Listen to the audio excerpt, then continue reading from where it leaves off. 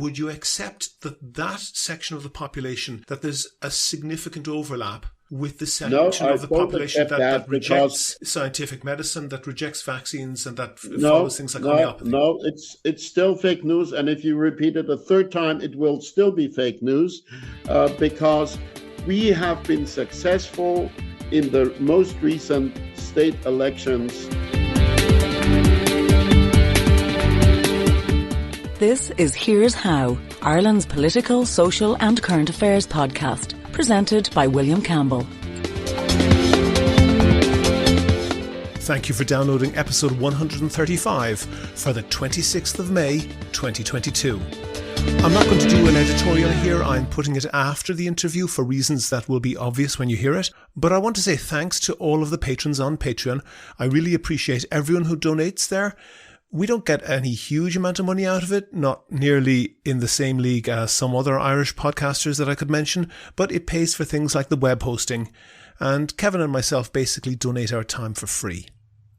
It's also a great morale booster when we get a new patron on Patreon. It lets us know that there are people out there who listen and appreciate the podcast. We make a big effort to cover things that are undercovered in Irish media, and you're more than welcome to listen for free. But if you think that you could do the same as the other donors and throw in the price of a cup of coffee once or twice a month, there's details of how to do that on the website and at the end of the show.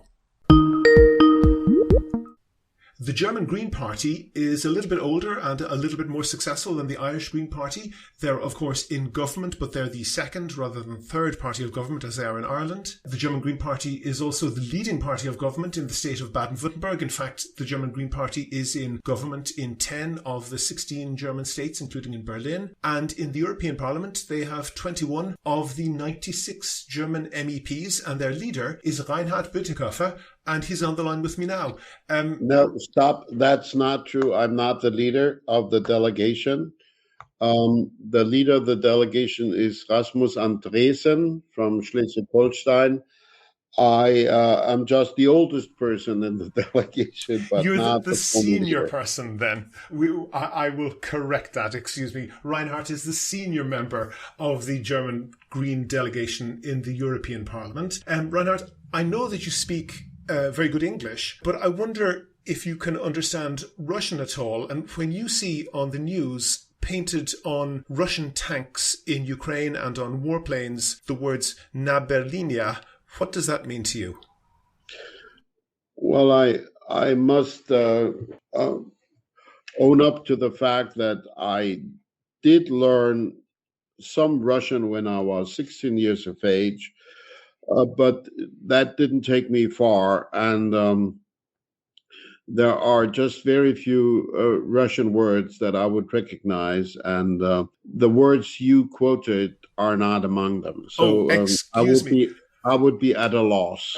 Well, then I will translate, and I'm sure you speak way more Russian even than me. But "Na Berlinia" is Russian for "to Berlin," and I'm wondering what message you think that the Russian military is sending when they're writing graffiti on their own military hardware saying "to Berlin."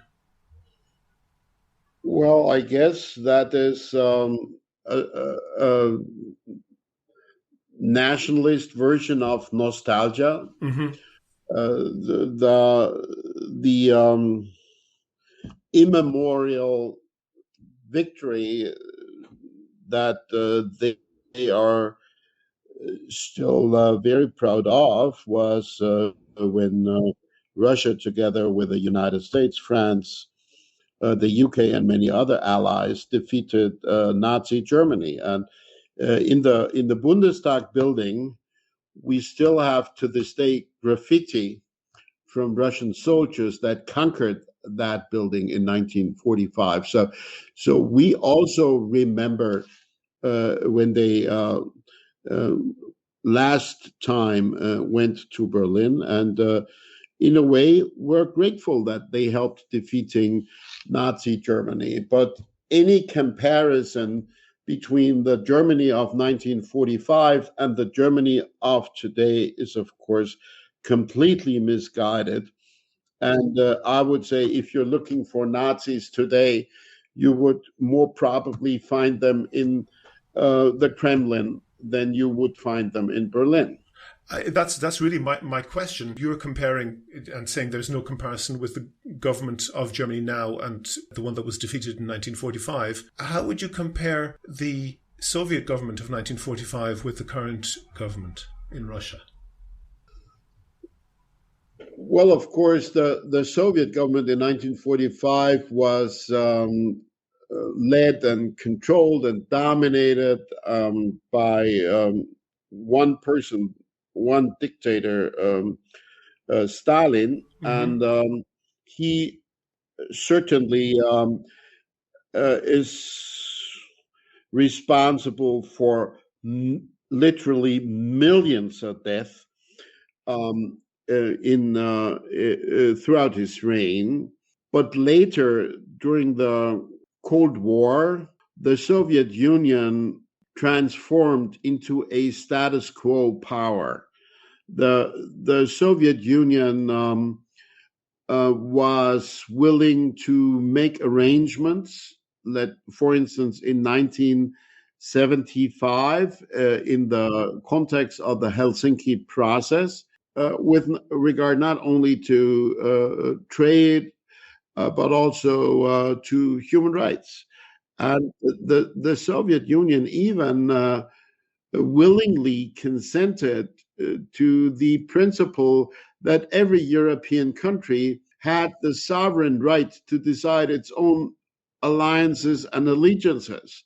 And that is the principle that is now being invoked by the Ukrainian government, that says we are a sovereign state just like any other around Europe, and we want to insist on implementing that principle, whereas Putin today, Stalin's successor, or maybe I should say the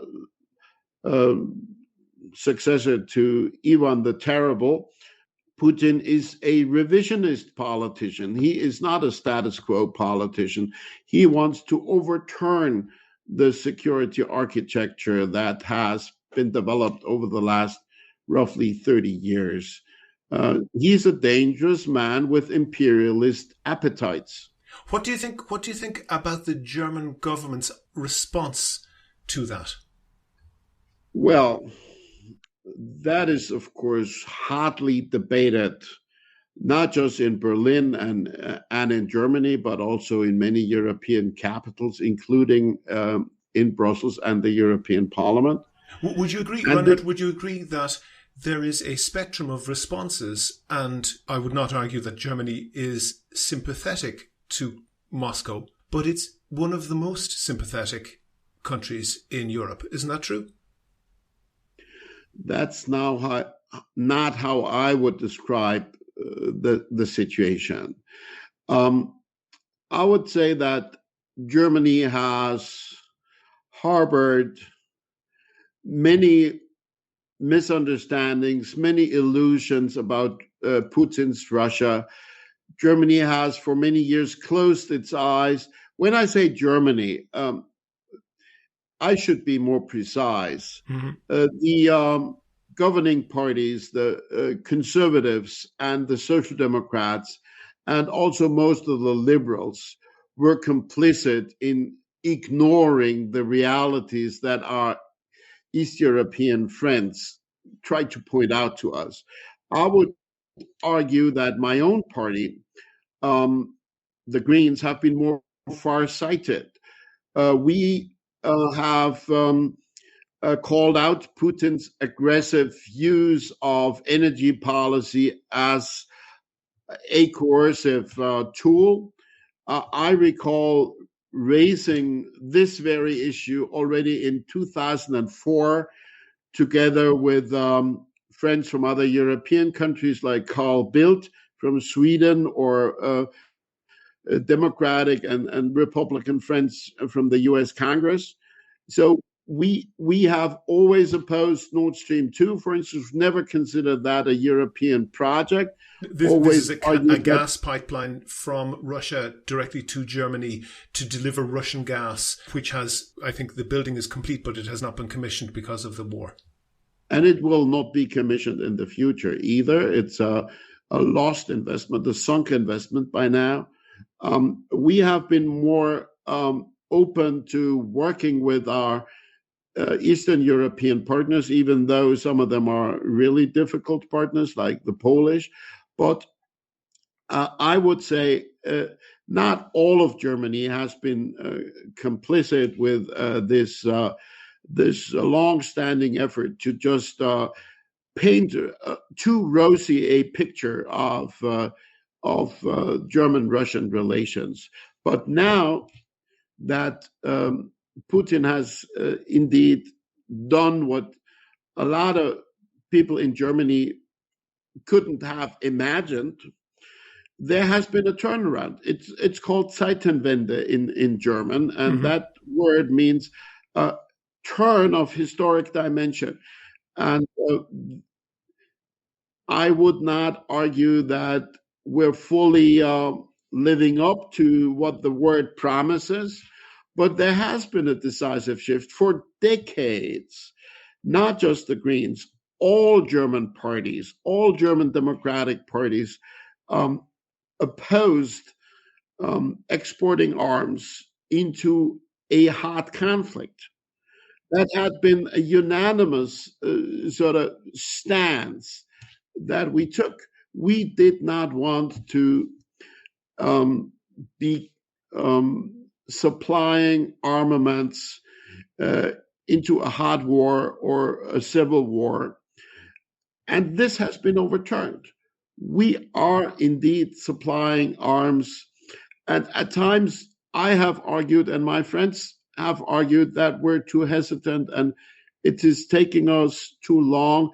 And we're still moving step by step. And Germany is also providing now heavy armaments, which but Germany has been notably reluctant to do this. Boris Johnson visited Vladimir Zelensky in Kyiv. The British have been remarkably to the fore, particularly given the depth of engagement that Russian interests have with the Conservative Party. Britain has been remarkably to the fore in supplying arms to Ukraine. That isn't the case with Germany, and there has been some diplomatic conflict with whether or not Olaf Scholz, the German Chancellor, could visit Kyiv because of the disappointment that the Ukrainians have with the German government. Isn't that correct?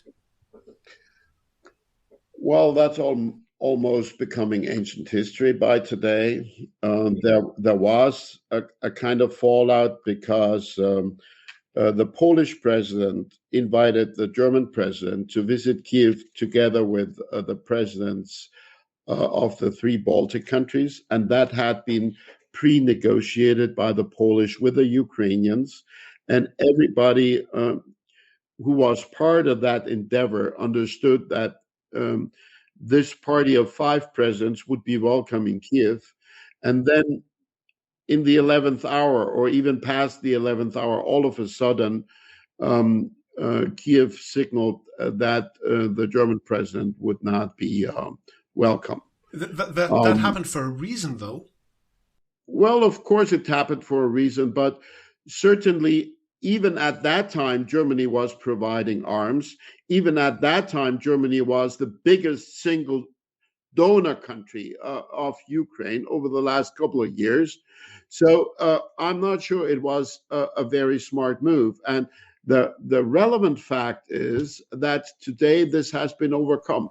Okay. There has been I want to focus there has on, been on a substantial conversation between the presidents of Ukraine and Germany, and now Ukraine says the German leadership is welcome. And since that has been announced already, the foreign minister immediately has been going there. The president of the German parliament has been visiting Ukraine on the 8th of May to commemorate the end of the Second World War, where the Ukrainian people suffered terribly from German aggression.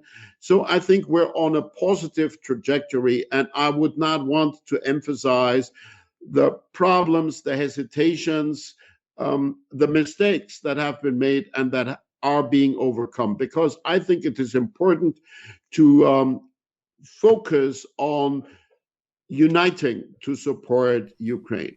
Okay. You may be aware, or you may not be aware, of two Irish MEPs, Claire Daly and Mick Wallace, and they have taken a remarkable stance, taken an awful a lot of criticism also in Ireland for the stance that they appear to be really very, very close to the Kremlin line, particularly calling for an end to all sanctions against Russia and for an arms embargo on Ukraine. Do you hear, clearly in a minority, but do you hear some of those voices in Germany as well that are just puzzlingly pro-Russian and pro-Putin?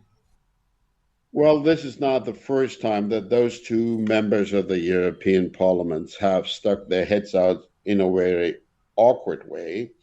But I'm not completely sure that I would call Mick Wallace's stance pro-Russian.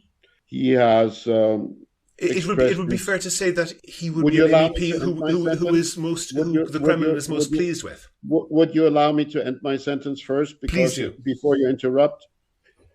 Let me start the sentence again. Sure. I'm not sure I would accuse Mick Wallace of being pro-Russian, because he has, in clear words, denounced Russia's aggression in the Foreign Relations Committee, but he is certainly anti-EU, anti-UK, anti-US. Mm-hmm. And for him and Claire, the main enemy is always our own countries. It's always the West. So they are playing down the responsibilities that clearly reside on the Russian side. I would not accuse Mick explicitly of supporting Putin's aggression, but he is focusing his criticism against our support of Ukraine, and this is completely misguided, and I completely disagree with him on that. Okay. What I'm more interested in, because that's, I think, maybe costing Mick Wallace support in Ireland more than it's gaining him it, and I think it's not terribly constructive for whatever agenda he's pursuing. But it is clear now that for many years, Russian interests, particularly from the Kremlin, have been pursuing a whole range of influence operations. And I wonder, do you think that there are, aside from people like Mick Wallace and Claire Daly, and perhaps there's an element of it in Die Linke party, the left-wing party in Germany, do you think that aside from that, there are people who really have no sympathy with that type of agenda, but have nevertheless promoted points of view that are to the benefit of Russia, or at least are seen by the Russians to the benefit? And I'm thinking particularly in the UK, there seems to have been a lot of covert Russian support for the Brexit movement on one side, and at the completely other end of the political spectrum for the Scottish independence movement. And this is consistent with the sort of doctrine that we've seen coming out of Russia, that they essentially want to promote all sorts of divisions in society. Is it possible that the Green Party I'm not well enough acquainted with what's happening in the UK to really comment on that, but I can comment on what I've seen in my own country. And there, I would say, the spectrum of people that have been to the service of Russian interests has been quite remarkable. You have the Social Democratic Prime Minister of Mecklenburg-Vorpommern, who's gone out of her way to help Russia pull off the building of this gas pipeline we spoke about earlier. You have the conservative prime minister of Saxony, who is still opposing European sanctions against Russia. You have the very conservative prime minister from Bavaria, who in January criticized the Green Party's foreign minister, Annalena Baerbock, for being overly critical of Russia. You have a lot of business leaders that have taken stances that are very hard to explain in any rational way. So there has been a high level of, I would even say, complicity that is not just residing on the left half of our society. It's on all sides. And with the exception, I would still insist, of the Green Party. But that is something that we have to look into. And at the moment, everything focuses a lot on indeed trying to help Ukraine to frustrate Putin's ambition.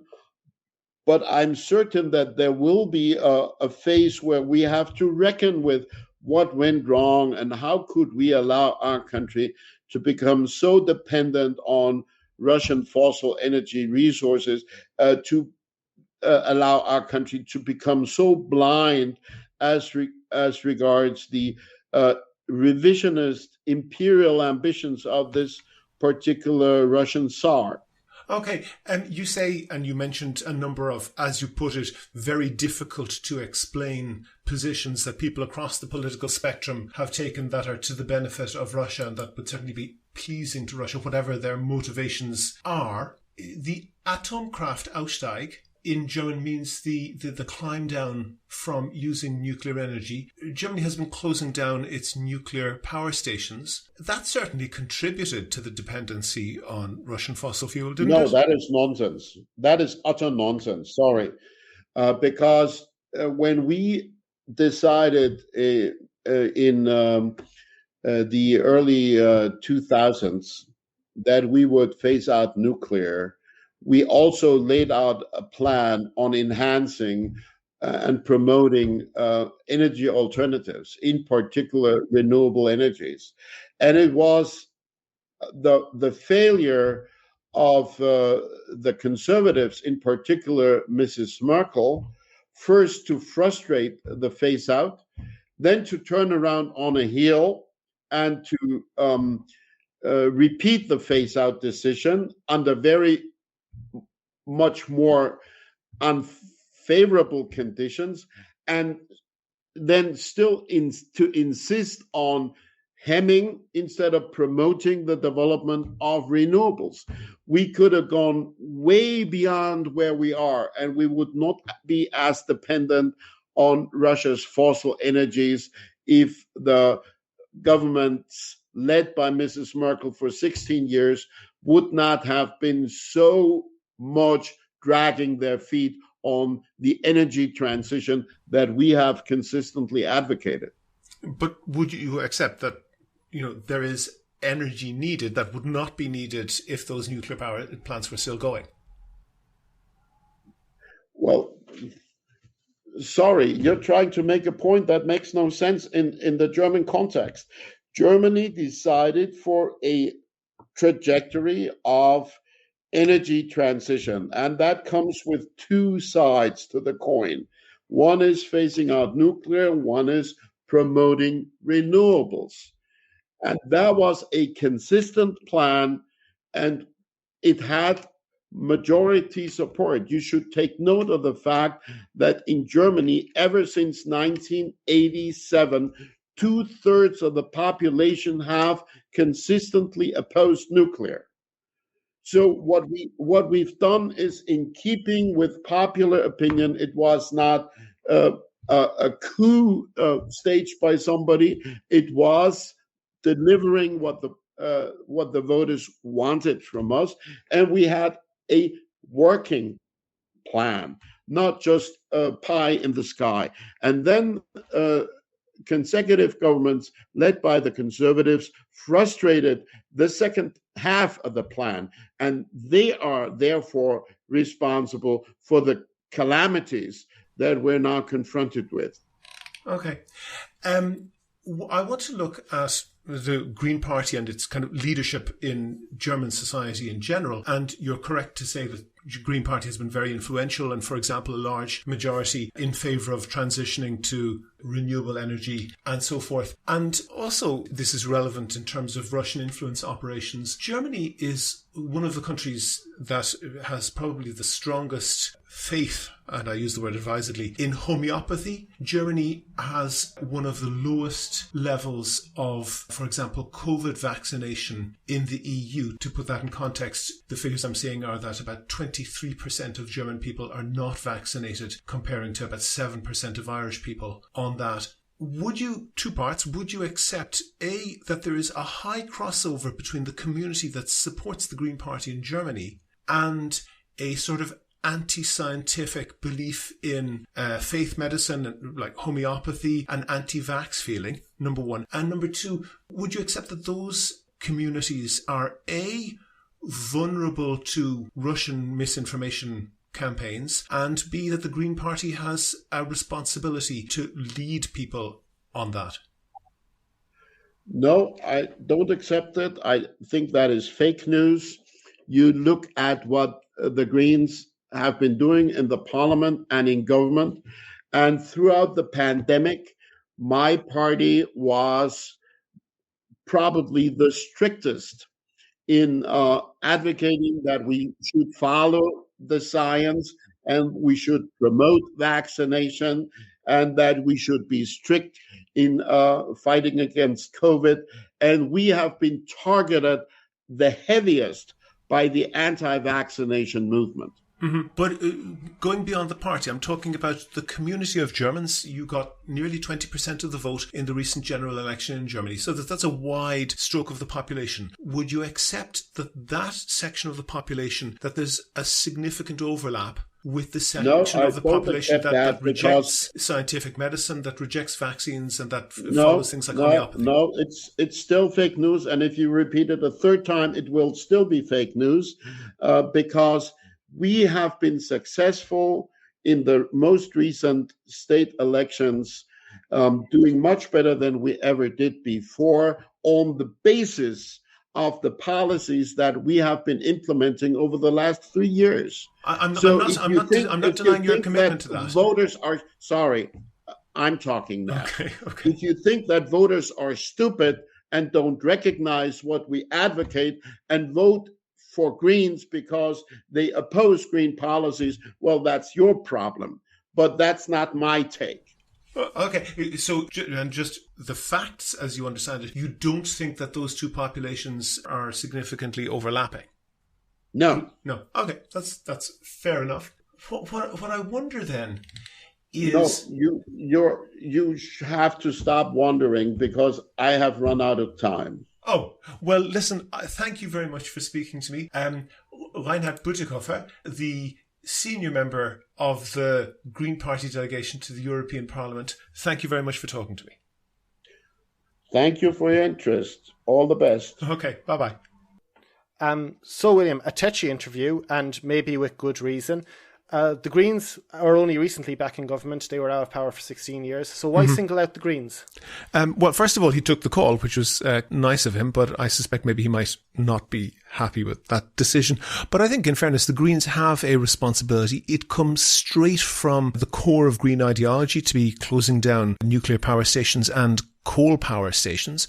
And he is correct to say that that policy wasn't implemented by them. It was implemented by Merkel kind of in a hurry because of the Fukushima that turned public opinion, and they changed their minds and public opinion changed on Atomkraft Ausstieg. That's the nuclear power climb down, I think is the literal translation of that. So I think it's worthwhile asking the question, and they're now in government and they have to deal with it.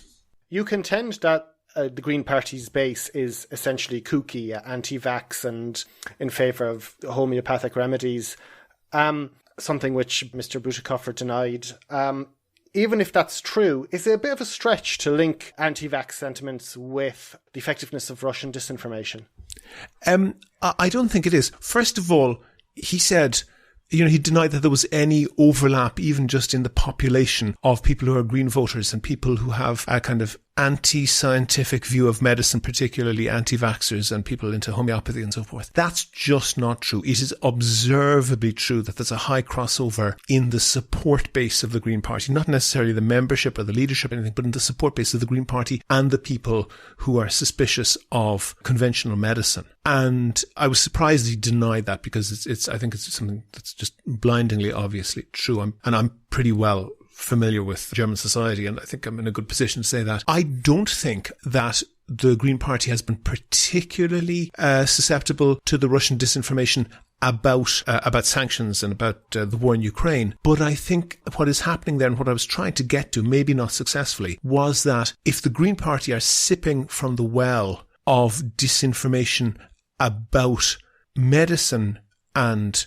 anti-scientific theories around medicine, then it's very hard for them to turn around and say, no, we have to take other things seriously and not pay attention to disinformation. It's a little bit like being a little bit pregnant. You can't accept into your ideological fold some disinformation and not others. But I think Mr. Boutikofer was reasonable in pointing out that the Green Party have changed from that position pretty radically, and they're by no means the biggest offenders in Germany. The AfD, the far-right nationalist party, and the Die Linke, the far-left party, have much more of a equivocal stance towards sanctions on Russia and supplying arms to Ukraine.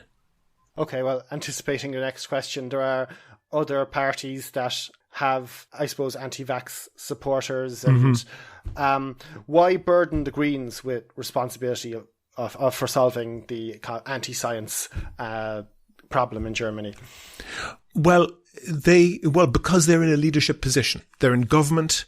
They were in danger of being the largest large party, but they're certainly one of the large parties in Germany, one of the big three parties in Germany now. And I think, when you're in that position, you have a responsibility to lead the public conversation. And I don't get the feeling that the German Green Party is doing that adequately. I think at some level they're definitely trying to move to a position that the war in Ukraine has made it obvious is necessary. But I think perhaps in some levels they are squirming, and in particular in Berlin. So the Berlin government is essentially dominated by the Green Party and a fairly left-wing faction of the Green Party and Die Linke, this far-left party. And I have been seeing, and it's really remarkable, and I'll put up the tweets and some screenshots on the notes for the podcast, but it's really remarkable that the Berlin police were enforcing a rule against what they called extremist symbols at demonstrations around the 9th of May, that's to say the Victory Day for the end of World War